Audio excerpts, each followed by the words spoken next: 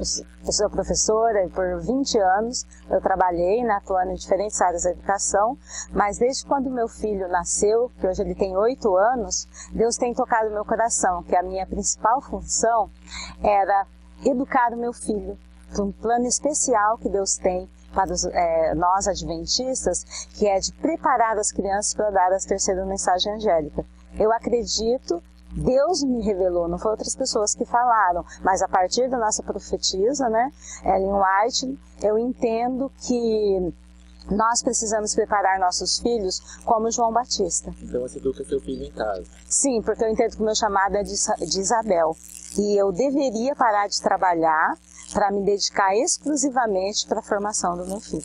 Ellen White fala alguma coisa nesse sentido? Sim, ela no Desejar de Todas as Nações, se você olhar, você vai entender que quando ela fala de João Batista e da voz que clama no deserto, ela diz que a missão de João Batista é a missão da igreja hoje. E não é muito difícil educar em casa? Bom, você é professora, mas e a mãe que não é professora? Olha, muito do que eu aprendi para ensinar da escola não vale para ensinar em casa, porque numa dedicação exclusiva, né, você educando 24 horas por dia, você não vai trabalhar só conteúdo acadêmico, né? Deus começa a mostrar os problemas, as imperfeições de caráter que nós temos, que nossos filhos têm, e você precisa atuar para propiciar uma experiência pessoal do seu Deus, do seu filho com Deus. Você segue alguma metodologia, currículo, alguma coisa assim? Eu adquiri um livro de sequência de cursos, mas eu não sigo detalhadamente. É um auxiliar para ser um esqueleto, para dar algumas ideias. Como eu tenho um exemplo muito claro que eu tinha medo de ensinar a ler, porque eu não sou alfabetizadora, sou professora de história. E eu comecei a orar a Deus da dificuldade dele, e eu achava que ele estava difícil. Depois eu descobri que se uma criança estiver lendo de 9 a 10 anos, está muito bom, não precisa antecipar. E teu filho descobriu a leitura recentemente, né?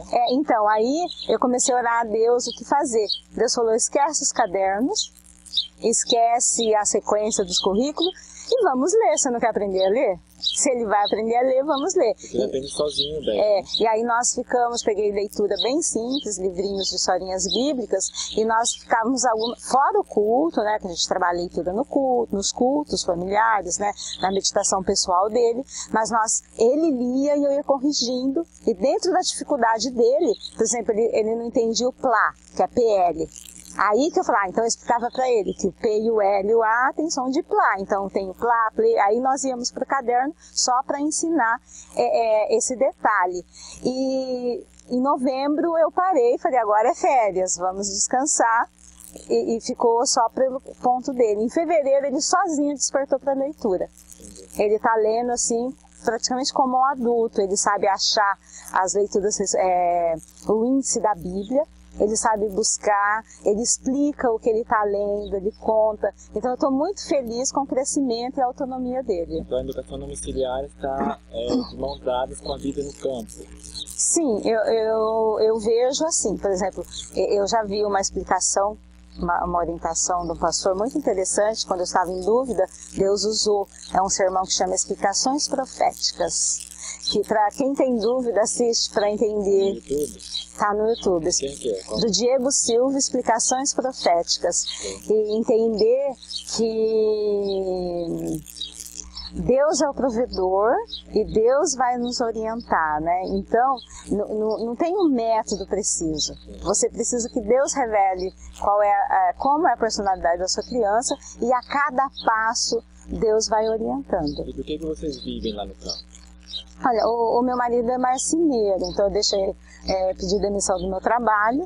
Nós alugamos a nossa casa, não vendemos, a gente alugou a nossa casa na cidade, alugamos uma casa no campo e ele faz trabalhos de marcenaria. Ah, interessante, alugar no campo, né?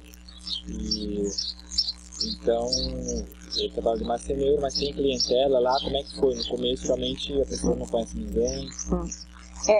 Nós temos duas realidades, porque Deus talvez está nos preparando para outras coisas, né? Porque a princípio, quando nós chegamos, Nós não tínhamos muitas reservas, tinham as máquinas, né? E a boa vontade de trabalhar.